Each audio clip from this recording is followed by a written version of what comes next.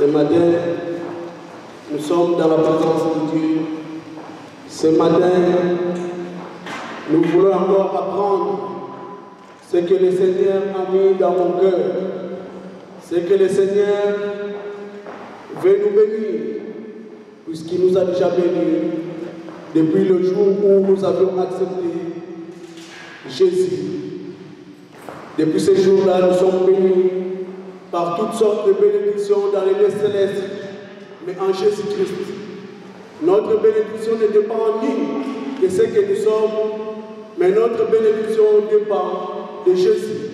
Notre bénédiction dépend de lui seul. C'est pourquoi ce matin, nous allons partager la parole que le Seigneur a mis dans mon cœur, lui seul qui a payé le prix. Lui seul qui a payé le prix. Aujourd'hui, nous voyons beaucoup de personnes qui nous disent certaines choses, mais qui ne sont pas vraies, disant qu'il faut payer le prix. Mais le prix a été déjà payé. Lui seul qui avait payé ce prix-là. C'est pourquoi nous allons voir à travers la parole de Dieu qui va nous éclairer, la parole de Dieu qui va faire de sorte que nous comprenions la parole, afin que personne ne puisse venir encore nous tromper à ce qui concerne de payer le prix ou à ce qui concerne des choses que le Seigneur veut nous apprendre. Jésus a payé le prix pour nous. Mais comme lui, il a payé le prix, c'est à nous maintenant de remporter le prix. Il a payé le prix pour nous, mais à nous de remporter le prix. C'est ce que la parole de Dieu nous dit. C'est pourquoi nous allons prendre nos Bibles dans le livre de Éphésiens chapitre 2. Nous allons lire à partir du verset 11 jusqu'au verset 22. Éphésiens chapitre 2.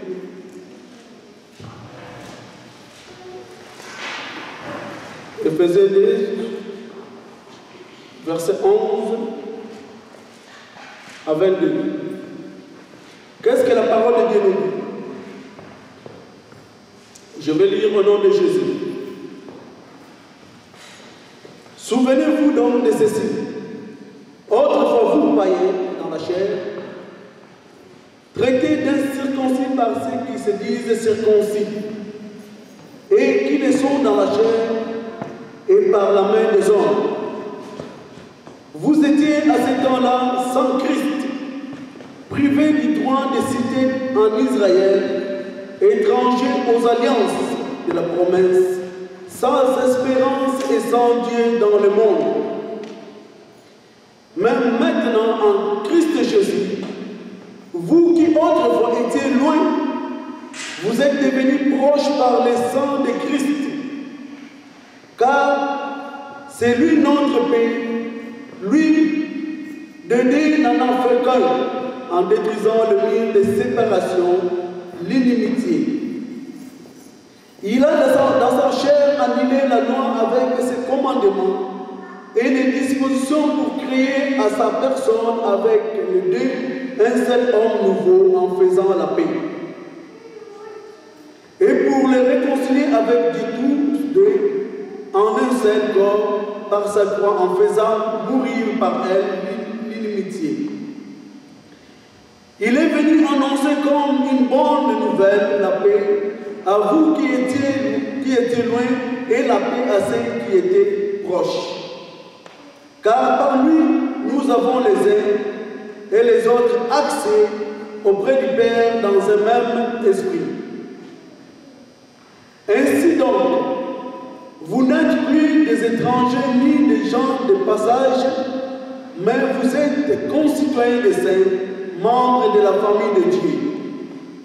Vous avez été édifiés sur les fondements des apôtres et des prophètes, Jésus-Christ lui-même étant la pierre de l'angle. En lui, tout l'édifice bien coordonné s'élève pour être un temple saint dans le Seigneur.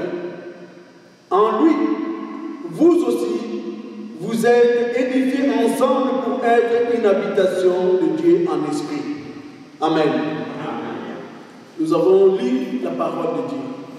La seule des choses qui peut nous éclairer, la seule des choses qui peut nous affermir, c'est la parole de Dieu, la lumière de la parole de Dieu. Jésus est la vérité.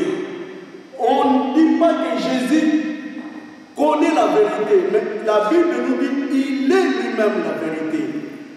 Et quand nous entrons en Jésus-Christ, cela veut dire que nous devenons aussi la vérité par lui qui nous a choisis. Combien de fois aujourd'hui nous avons entendu qu'il faut payer le prix, il faut payer le prix, il faut payer le prix. Quand on nous dit de payer encore le prix, cela veut dire que nous annulons l'acte que Christ avait fait, montant sur la croix, payant le prix pour nous. Ce n'est pas vrai. Christ nous a dit une seule chose. Il veut que nous le servons. Nous servons le Père par lui. Mais le fait de servir, l'effort ou la souffrance, cela n'a rien à voir du fait de payer le prix. Qu'est-ce que la vérité? Un jour, quelqu'un avait posé la question à Christ, Pilate. Qu'est-ce que la vérité? Mais aujourd'hui, nous savons que Christ, il est la vérité. Mais bien aimé, quand nous attendons des gens nous dire qu'il faut encore payer le prix, il faut encore payer le prix, il faut encore payer le prix, c'est une façon pour ces hommes-là ou ces femmes-là vouloir nous culpabiliser encore. Parce qu'en Jésus-Christ, il avait tout accompli. Nous, étant qu'enfants de Dieu, étant que disciples, nous n'avons plus à vivre sous la culpabilité. Quelqu'un ne peut pas être efficace s'il marche dans la culpabilité.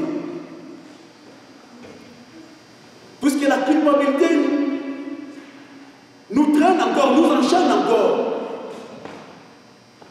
Mais qu'est-ce que la parole de Dieu nous dit? La parole de Dieu nous dit dans le livre de Romains qu'il n'y a plus de condamnation. Qu'il n'y a plus de condamnation pour ceux qui sont en Jésus-Christ. Cela veut dire s'il n'y a plus de condamnation, cela veut dire qu'il n'y a plus de culpabilité non plus. Mais quand on nous dit qu'il faut toujours payer le prix, cela veut dire que nous portons en nous cette culpabilité du péché. Christ a fait de nous des hommes et des femmes nouveaux. Il a fait de nous des personnes nouvelles. On a écouté la parole que notre bien-aimé Jackie avait prêché la semaine passée. Nous sommes des nouvelles créatures. Mais comment se fait-il que si je suis une nouvelle créature, qui commence encore à me faire miroiter ce qui était ma vie passée? Et quelque part, les gens continuent à accepter cela. Oui, la Bible nous dit que les choses anciennes sont passées. Toutes choses sont devenues nouvelles. Alors, là, ça implique vraiment que Christ avait fait un travail qui était complet pour nous. Parce que la Bible nous dit, il a parlé de Dieu en Afrique 1. Il a parlé d'Israël et des païens. Mais en lui, il a uni Israël qui était le peuple de Dieu et les païens qui étaient sans Dieu. Et il les a tous unis en lui pour qu'il en fasse une seule personne. Une seule personne, mais en Jésus-Christ. Mais bien aimé, j'ai compris une chose. Tant que nous, les disciples, nous n'allons pas comprendre les mystères de l'Église, tant que nous n'allons pas comprendre, cela veut dire que les gens vont continuer toujours à nous tromper. Aujourd'hui, si nous pouvons servir Dieu, nous le servons par l'entremise du Seigneur Jésus-Christ. Et la Bible nous dit, il a rendu accessible là où était inaccessible. Il est venu avec un culte nouveau. Nous savons comment est-ce qu'Israël servait le Seigneur. Nous savons comment est-ce que là où les lieux qu'on appelait les saints des saints étaient seulement destinés à une seule personne monde, les souverains sacrificateurs. Ce n'étaient ni les sacrificateurs, mais c'était seulement les souverains sacrificateurs qui devraient entrer dans ces lieux-là qu'on appelle les saints des saints. Et ils ne devraient pas entrer à tout moment, seulement une seule fois par an. Et à tout moment que les gens entraient là-bas, où les souverains sacrificateurs entraient, ils devaient d'abord offrir les sacrifices pour lui-même.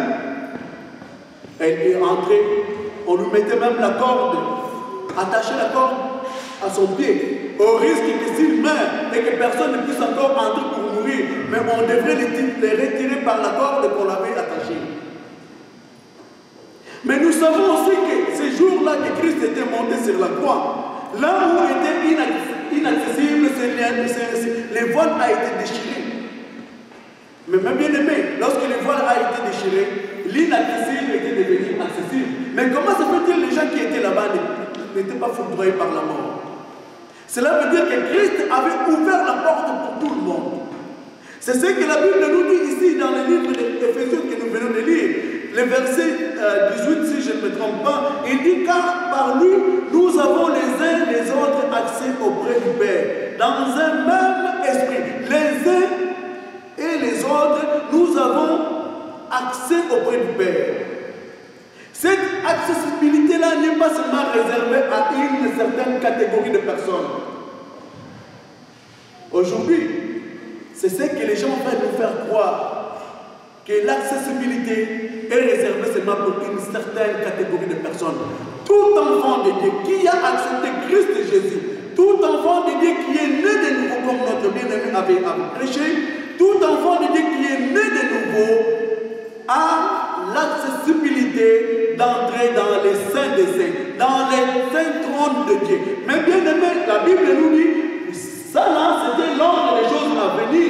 Mais nous entrons dans les saints des saints, là où personne n'avait compris. Dans son trône, dans la présence de Dieu, là où Christ lui-même est assis à sa droite. Mais pourquoi encore jusqu'aujourd'hui, on va continuer à nous faire porter le poids de la culpabilité? Aujourd'hui, nous abordons ce sujet parce que nous voulons d'une façon sereine comprendre c'est quoi ça notre rôle étant enfant de Dieu. Puisque c'est ce rôle-là que nous allons bien le jouer si nous comprenons aujourd'hui que je ne suis redevable à personne. Combien de fois aujourd'hui, les serviteurs de Dieu, les hommes comme des femmes, nous gardent toujours étant des redevables envers eux. Certainement, vous avez déjà entendu que moi je paye le prix. Je me réveille tous les jours à 4 h du matin, à 3 h du matin.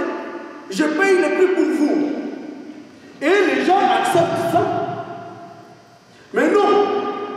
Si tu payes le prix, tu payes le prix pour toi, mais personne d'autre ne peut payer le prix pour moi, puisque je sais seulement qu'un seul qui a payé le prix, et ça suffit, c'est Jésus-Christ. C'est Jésus-Christ. N'avons-nous pas jamais entendu parler que d'autres personnes disent « Ah, j'ai gêné 30 jours, je me suis privé pour vous. » Mais non, tu ne peux pas te priver pour moi, puisque Christ a tout accompli sur la croix. Sur la croix, tout a été accompli. C'est une façon de nous garder toujours captifs. Nous devenons d'une façon inconsciente, redevables envers ces hommes-là. C'est ce que nous disons. Nous voyons aujourd'hui d'autres personnes. Quelqu'un va prier pour toi. Tu pries parce que tu cherchais du travail. Et que par la grâce de Dieu, tu as fini par trouver du travail. Mais qu'est-ce qui arrive souvent? Il va commencer à dire, si ce n'était pas moi qui avais prié pour toi, tu n'aurais pas pu trouver du travail.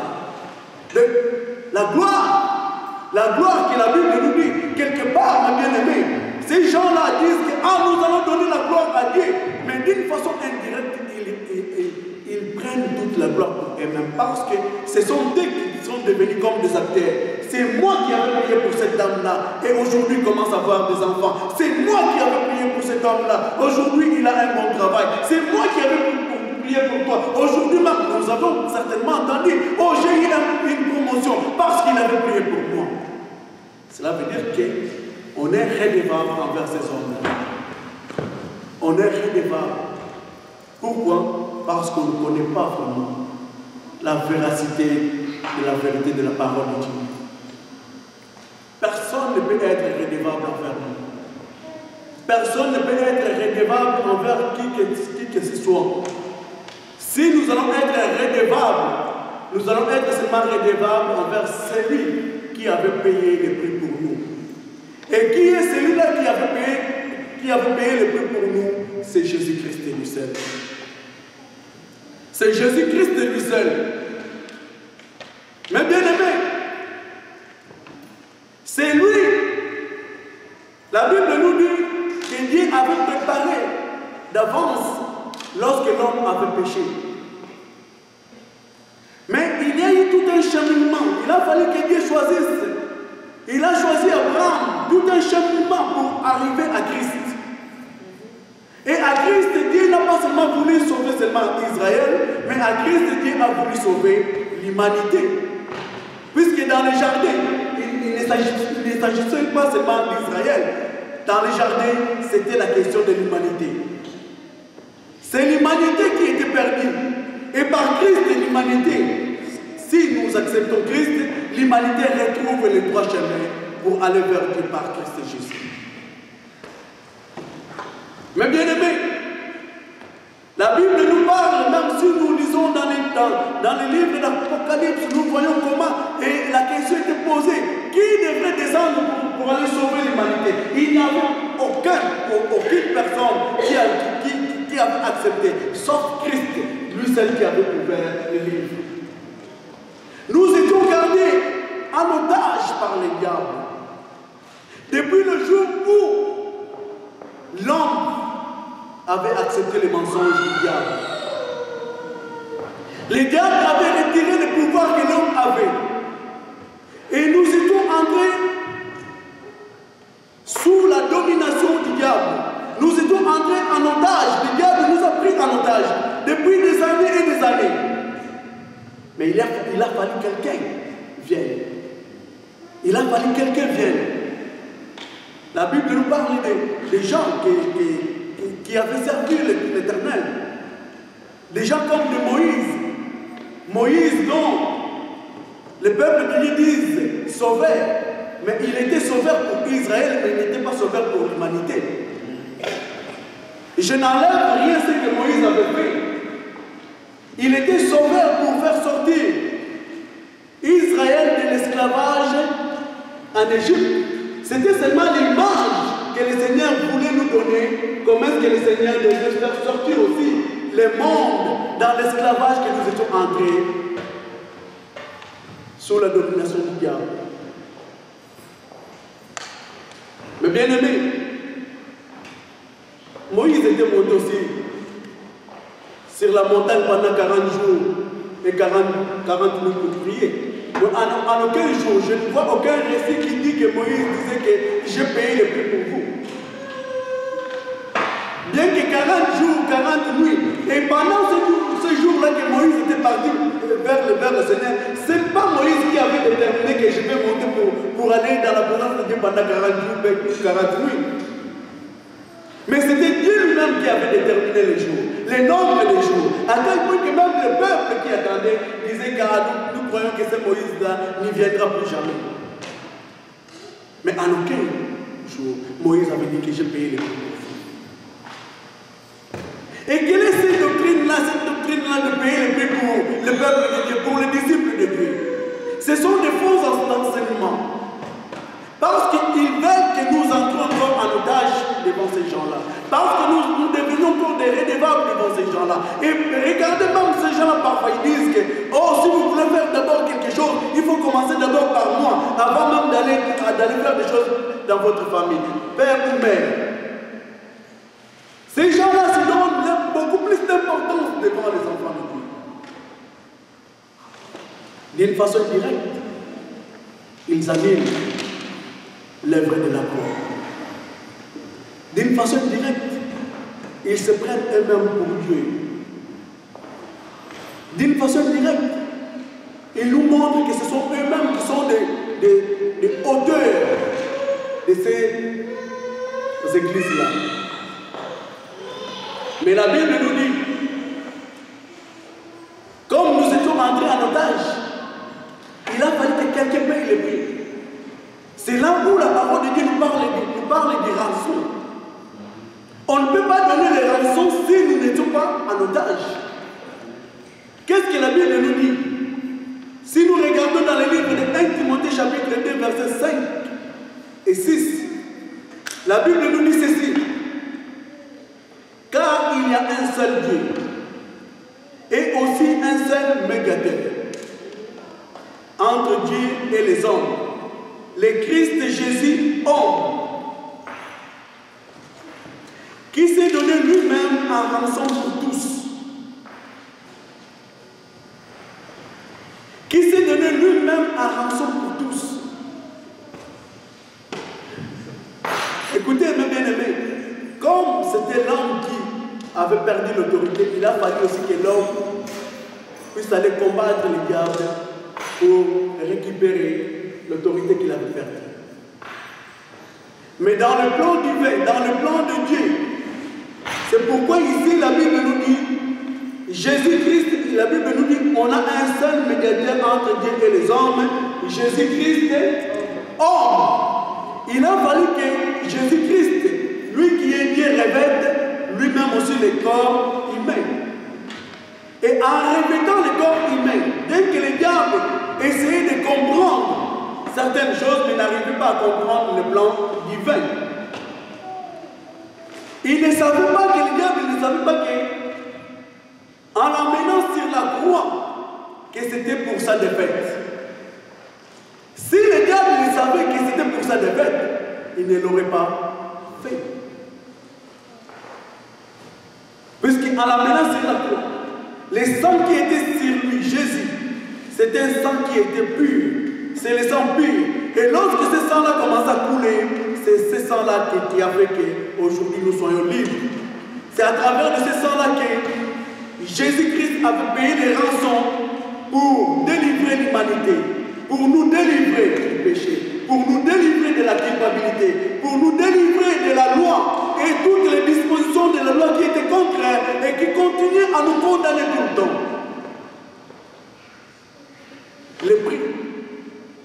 Le prix du sang. Et c'est de là même que la Bible nous dit qu'il a reçu même un nom qui est au-dessus de tous les noms. Puisque c'est lui qui a vaincu. La Bible nous dit qu'il n'y a qu'un seul Dieu et il n'y a qu'un seul médiateur. Mais où est venue cette doctrine-là que les hommes de Dieu deviennent encore comme des médiateurs? Mais bien aimé, moi je ne suis pas un médiateur. Et je ne serai jamais un médiateur. Puisque dans le mystère de l'Église, moi je ne fais que partie du corps. Je ne suis qu'un membre qui est greffé au corps. Et vous qui êtes là aussi, vous êtes aussi des membres. Donc cela veut dire que quoi? Cela veut dire que nous formons tous un seul corps. Et si nous formons tous un seul corps, mais pourquoi je dirais encore que je suis encore devenu un médiateur? Alléluia. Si nous formons un seul corps, cela veut dire qu'on n'a qu'un seul médiateur. Il n'y a pas, enlevons toute forme de culpabilité. Refusons la culpabilité. Ce qui freine, ce qui défait aujourd'hui les enfants de Dieu, parce que les enfants de Dieu aujourd'hui marchent avec ce poids-là de la culpabilité. Je suis redevable envers mon pasteur. Je suis redevable envers ce frère-là qui avait gêné et prié. Je suis redevable envers celui-là. Je suis redevable. Non. Restons redevables envers celui qui nous avait libérés. Jésus-Christ. Jésus-Christ est lui qui avait payé les prix. Les prix, ce n'était pas, la Bible nous dit, ce n'est pas par de l'or, ce n'est pas par de l'argent, ce n'est ni même par des choses périssables que vous avez été rachetés. Le prix du rachat, c'est le prix du sang. Nous savons comment est-ce que Dieu a parlé auprès de son peuple pour commencer à lui rendre un service. Israël sacrifiait des moutons, des animaux. Mais cela ne pouvait pas racheter Israël. Ceux qui péchaient venaient amener des moutons. Mais la Bible nous dit que le sang des animaux ne faisait que couvrir les péchés. Mais le sang de Jésus ne vient pas pour couvrir seulement le péché. La Bible ne nous dit pas que le sang de Jésus est venu seulement pour couvrir. Si c'était seulement pour couvrir, si je couvre aujourd'hui, je vais donner un exemple. Je couvre aujourd'hui cette Bible par cette feuille. Mais demain, après-demain, la feuille peut-être par le vent peut s'envoler. Et nous allons voir toujours cette Bible. Mais la Bible nous dit, avec la lumière de la parole de Dieu, c'est pourquoi on peut devenir des nouvelles personnes. Parce que toutes les choses anciennes sont passées. La Bible nous dit, il n'a pas seulement couvert par son sang, il nous a rachetés, mais il a effacé. Quand on écrit quelque chose ici et qu'on efface, les écrits qui étaient là sont effacés. Même si quelqu'un vient pour lire, qu'est-ce qu'il va lire? Il ne va rien lire. Mais bien aimé, comprenons la dimension, cette dimension-là. La Bible nous dit, dans le livre d'Hébreux chapitre 9, verset 22, selon la loi, presque tout est purifié avec du sang. Et sans effusion du sang, il n'y a pas de pardon. Sans effusion du sang, il n'y a pas de pardon. Aujourd'hui, mes bien-aimés, servons Dieu d'une façon efficace. Puisque nous n'avons qu'un seul qui nous a montré le Père, c'est Jésus-Christ. Servons Dieu, puisque ce Dieu-là est réel. Il est plus réel que moi qui vous parle ici. Il est plus réel que la personne qui est à côté, à gauche ou à droite. Ce Dieu-là, il est plus réel. Il parle et il nous entend. La Bible nous dit, c'est lui qui a placé les oreilles, lui-même n'entendra-t-il pas. Quand les enfants du Dieu se réunissent et qu'ils prient, ce Dieu-là déploie ses anges pour entourer les enfants de Dieu. Lorsque la Bible nous dit Pierre était dans la prison et que les disciples se sont réunis dans une maison, ils priaient et ils louaient Dieu. Qu'est-ce que Dieu avait fait? Il avait même dépêché un ange pour aller délivrer Pierre dans la prison. Et quand l'ange était arrivé, la Bible nous dit que Pierre pensait que c'était une vision. Et pourtant l'ange était réel devant lui. Mais lui pensait que c'était, peut-être c'était une vision, mais ce n'était pas une vision. Écoutez, la prière qui était faite dans une maison, et Dieu a entendu, c'était la nuit, Dieu a entendu la prière de ses enfants, et il a dépêché l'ange. Et même l'ange, quand il est sorti avec Pierre, les portes de prison se sont ouvertes. Et lorsqu'ils sont arrivés dans la porte de la ville, la Bible nous dit que l'ange l'écouta et Pierre est parti là où les disciples s'étaient réunis. Et lorsqu'il commença à frapper, les gens qui étaient là, qui priaient pour que Dieu fasse le miracle, ont commencé à crier. Ils pensaient que les gens sont venus encore pour les arrêter. Lorsqu'il a dit non, c'est moi, prie Pierre, les gens ont pensé que non, c'était peut-être son fantôme. Mais que pourtant c'était Pierre. Et parfois nous prions. Il y a des moments, parfois les enfants de Dieu prient pour ne rien s'attendre. On prie, mais je ne m'attends à rien. On prie, mais je ne suis pas certain que Dieu va exaucer ma prière. On prie, mais on a encore beaucoup plus de doutes. Puisque ces jours-là, Pierre était devant la porte. Là où les gens étaient réunis et priaient. Mais lorsqu'il a dit que c'est mon Pierre, ces gens-là ne croyaient même pas. Ici, on ne parle pas de nous aujourd'hui, on parle des premières églises, de la première église. Mais bien aimé, Jésus-Christ seul a payé le prix. Refusons toute forme de culpabilisation. Puisque Dieu, dans son plan, il avait vu qu'il a fallu que quelqu'un vienne. C'est pourquoi la Bible nous dit que Jésus-Christ a revêtu le corps humain. Et le combat a été égal à égal contre les diables. Puisque toi qui avais trouvé l'homme, mais c'est l'homme aussi qui t'a détrôné aussi. C'est ce que la Bible nous dit. combattu Satan. La Bible nous dit, la parole, Jean chapitre 1, verset 14, la parole a été faite chair, et a habité parmi nous, pleine de grâce et de vérité. Dieu a revêtu,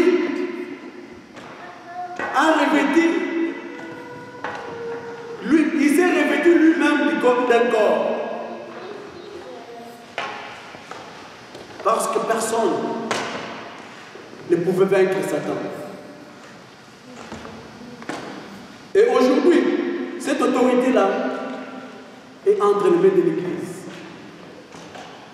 L'Église que nous sommes, l'Église que nous formons, que je suis un membre dans ce corps-là.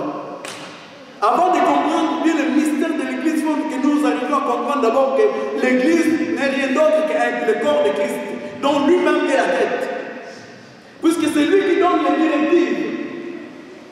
Aujourd'hui, beaucoup de gens se sont déconnectés. C'est pourquoi nous avons des églises de nom. L'église des pasteurs internes ou l'église des pasteurs internes. Mais depuis le temps, l'église n'a jamais été l'église des pasteurs internes ou l'église des pasteurs internes. Sinon, on aurait pu entendre que l'église de l'apôtre Pierre, ou l'église de l'apôtre Jean, ou l'église de l'apôtre Matthieu, ou l'église de l'apôtre Paul. Mais rien. Ici, dans la Bible, on n'a jamais souligné que l'église de l'apôtre Paul. Et aujourd'hui, comme nous sommes arrivés dans ce moment-là, l'église de pasteur intel, le pasteur intel, ces pasteurs-là commencent à se disputer. Les gens, les chrétiens sont devenus comme des proies. Sont devenus comme des proies. Et d'autres se vantent que moi, dans mon église, j'ai beaucoup de membres. Dans mon église, j'ai beaucoup de membres. Les membres, ce ne sont plus les membres du corps de Christ, que les membres de Jésus ou les disciples de Jésus. Sont devenus ses membres à lui. C'est lui qui peut commencer à contrôler. C'est lui qui va commencer. Et ces gens-là, ils commencent même à entrer dans les foyers des gens. Des hommes mariés avec leurs femmes, ils commencent à dire, il faut faire comme ça ta femme. La femme commence à faire comme ça ton mari. Et on voit aujourd'hui les catastrophes dans beaucoup de divorces. Pourquoi? Parce que ces gens, ils ont compris. Ils ont compris. Ils ont compris que si ils arrivent à saisir seulement la femme va commencer à bouger toute la maison. Mais bien aimé, moi qui vous parle, par la grâce de Dieu, j'ai servi l'Éternel dans une église en Angola et j'ai vu et j'ai compris qu'aujourd'hui, avec le temps, je commence à comprendre beaucoup plus de choses. Pourquoi ils attirent d'abord les femmes? Pourquoi? Ils ont une façon malicieuse de faire les choses de Dieu. Mais pourtant, l'Église va être efficace si les couples sont aussi bien unis. Mais bien aimés, nous qui sommes mariés, restons avec nos femmes et conduisons nos enfants selon la parole de Dieu. Que personne ne vienne nous séduire, que personne ne vienne mettre les troubles dans vos maisons, puisque dans vos maisons, vous-même, l'homme, tu es le pasteur de ta maison. Amen. Que Dieu a établi. Amen. Et ces gens-là, ils viennent commencer à prendre l'autorité dans les maisons des autres. Et ils disent que j'ai l'autorité. L'autorité que le Seigneur a donnée, c'était l'autorité pour chasser les démons. Pour chasser les démons et guérir les malades. C'est ça l'autorité que le Seigneur nous a donnée. Mais ce n'est pas l'autorité pour que je puisse commencer à donner sur mon frère, un tel ou mon frère, un tel ou ma sœur. Non. Si vous vous laissez comme ça aujourd'hui, et ils dominent sur vous, leurs enfants vont dominer aussi sur vos enfants. Leurs enfants vont dominer sur vos enfants. Mais c'est le temps aujourd'hui d'ouvrir les yeux. Dieu ne veut pas que nous continuions à marcher sous l'esclavagisme de ces gens-là. Dieu nous a libérés pour que nous puissions les servir librement. C'est pourquoi la Bible nous dit, car par lui nous avons les uns les autres. Nous avons les uns les autres accès auprès du Père. Cela veut dire, où que tu sois, si tu demandes la grâce, tu pries, tu as l'accès dans les lieux élevés, dans les saints des saints. Ce n'est pas une exclusivité qui est réservée pour certaines personnes d'aller dans la présence de Dieu. Ce n'est pas une exclusivité, c'est tout le corps qui a accès d'entrer dans les saints des saints.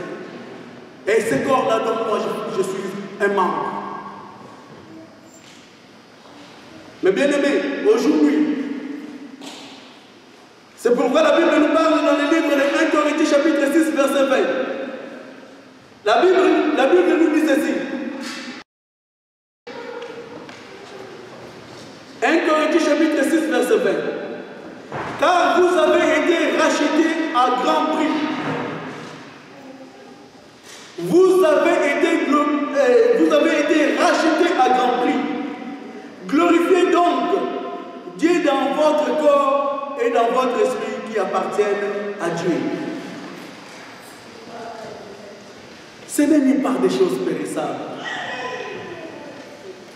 Aujourd'hui, les gens pensent que, à cause des choses que nous avons accumulées dans le monde, si tu as ceci ou si tu as cela, c'est ce qui montre que tu es un vrai serviteur de Dieu.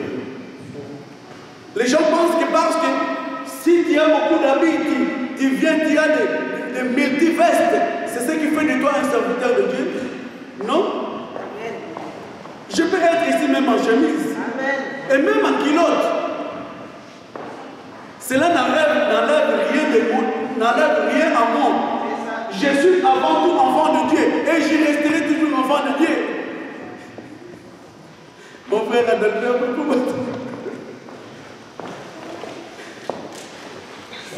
ce n'est pas les vestes ou le nombre de multivestes que tu as. Aujourd'hui, les gens veulent nous impressionner par des choses. Ah, si tu veux savoir connaître un vrai serviteur de Dieu, regardez la voiture. Quelle marque de voiture qu'il roule avec? Regardez. La Bible nous parle de Jean-Baptiste. Jean-Baptiste dit, dis-moi, quelle marque de voiture que Jean-Baptiste roule avec? Et pourtant, Jésus avait témoigné sur Jean-Baptiste. Qu'est-ce que Jésus avait dit? Il n'y a personne qui soit plus grand que Jean-Baptiste.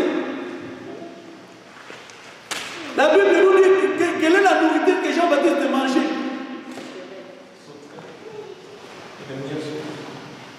Et lui-même, Jésus, la Bible nous dit,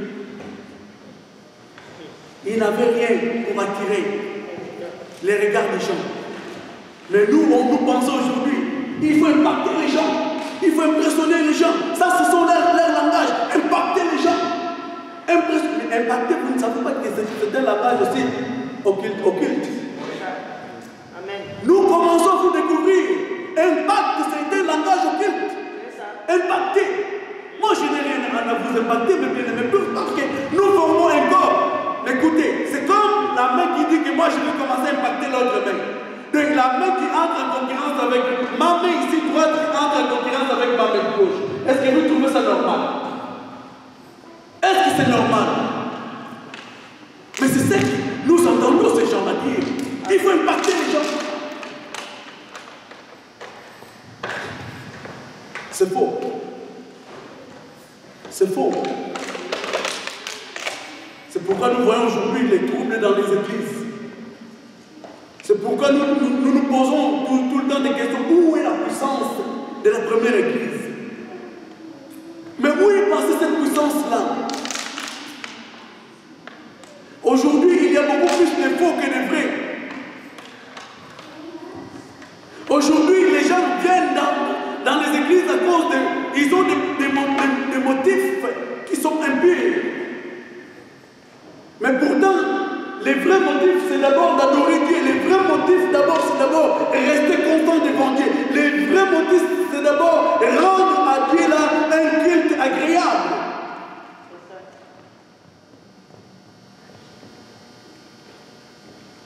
Mais bien aimé,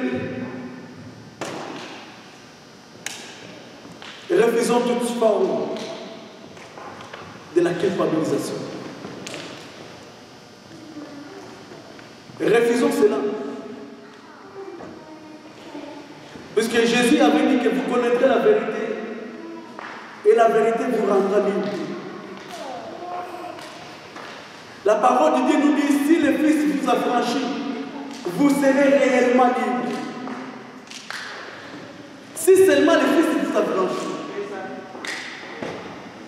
Est-ce que nous avons été affranchis par le Seigneur? Est-ce que le Fils nous a vraiment affranchis?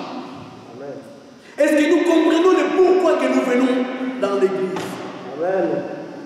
Puisque si je comprends, je sais ce pourquoi. Parfois, le sommeil me quitte à 2h, 3h du matin. Je regarde, je vais encore aller entrer en communion avec mes bien-aimés pour adorer Dieu, pour louer Dieu. Parce que c'est lui qui nous a prêté sa vie.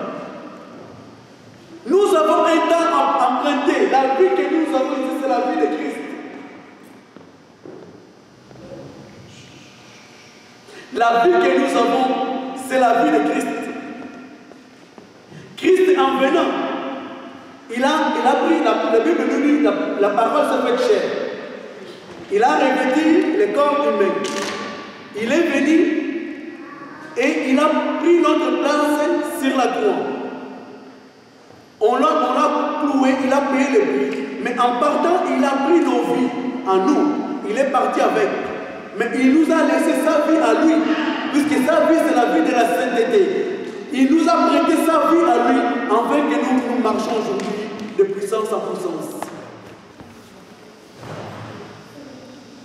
Mais bien aimé, un seul, le nom de Jésus-Christ est lui seul qui a payé le prix. Que personne d'autre ne vienne payer le prix pour moi. Et je ne peux pas, si quelqu'un dit encore que je paye parce que je fais des gènes ou non, je vais lui dire, on va chercher une croix, on va aller sur la montagne royale, on va te clouer là-bas, afin que tu puisses asperger encore le sang.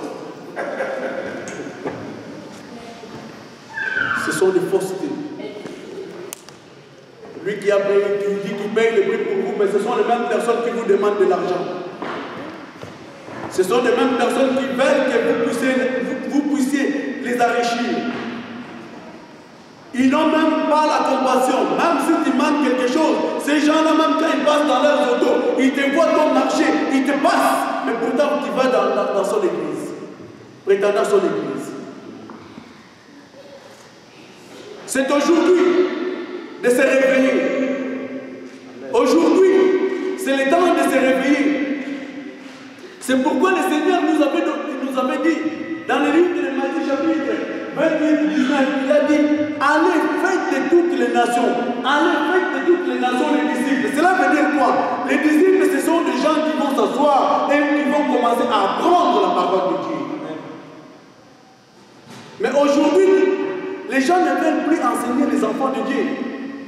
Ils viennent avec un seul verset. Papa, ils vous en prient. Amen, donnez les offrandes. Non.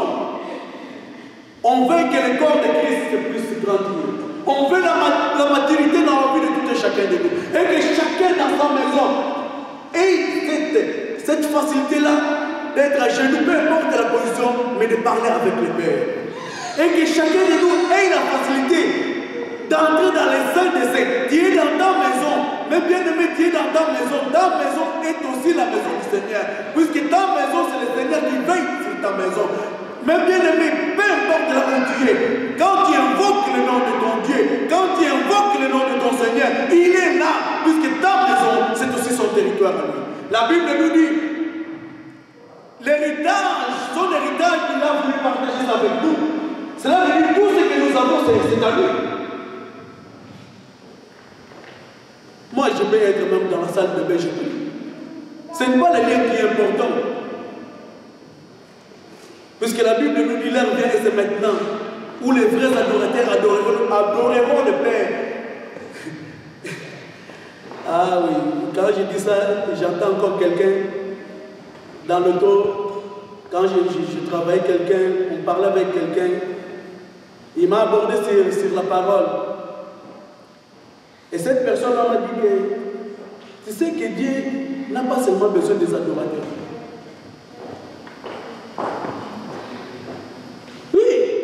La Bible, les gens disent que je suis un adorateur, un adorateur. Oh, je suis un adorateur.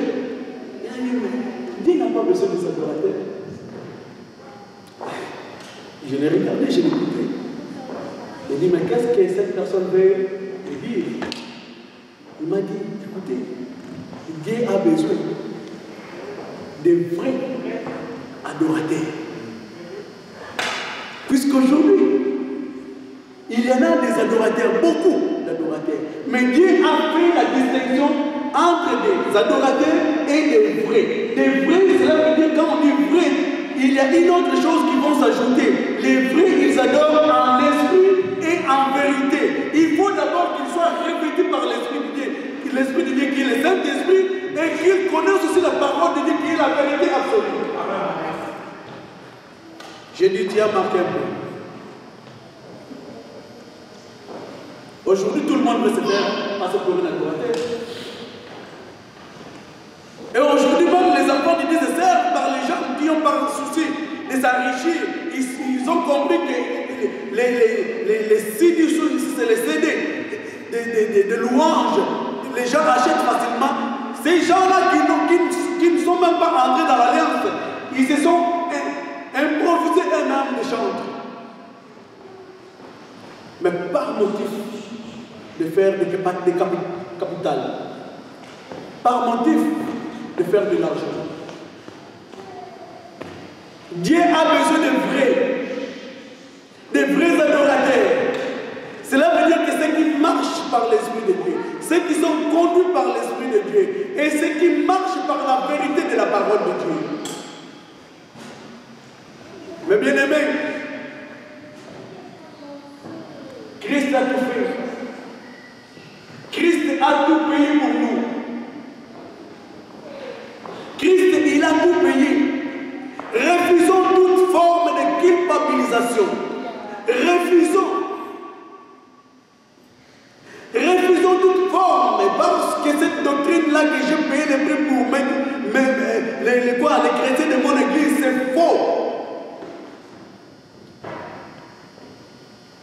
Et Christ avait dit à Pierre,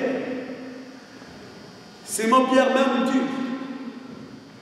Il a dit, oui Seigneur, je t'aime. Il lui a dit, paie mes brebis. Il a posé encore la question pour la deuxième fois, Simon Pierre, m'aimes-tu vraiment? Il a dit, oui Seigneur, je t'aime. Il a dit, Pierre, paie mes brebis. Il a posé la question 3 fois. La troisième fois, il a posé la question.